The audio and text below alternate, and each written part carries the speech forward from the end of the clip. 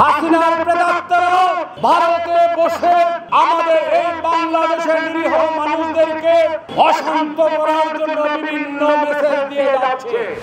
আপনারা জানেন গাজীপুর মহানগরের দিনাজশ্রমে আমাদের এই নগরের বৈষম্য বিরোধী ছাত্র দলের কিছু নেতা কর্মীরা ওই এলাকায় ওনাদেরকে নিয়ে হত্যার উদ্দেশ্যে আকাম মুজাম্মেল এবং অন্য রাজনৈতিক দলের নেতাদের ইশারায় তাদের উপরে পৈশাচিক আক্রমণ করা হয়েছে। প্রিয় নেতৃবৃন্দ, 24-এর গণঅভ্যুত্থানে এই ফ্যাসিস্ট হাসিনাকে বাংলাদেশ থেকে বিতাড়িত করেছে।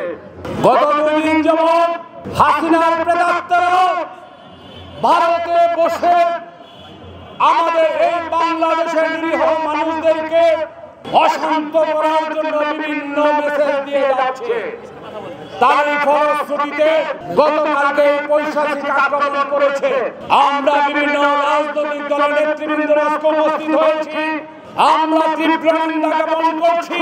দোষীদের দৃষ্টান্তমূলক শাস্তি দেওয়ার জন্য এই সরকারের প্রতি অনুরোধ জানাচ্ছি এবং এই গাজীপুরের যে সকল প্রশাসক এই ফোন করার পরেও তারা কিন্তু ওখানে যায় না।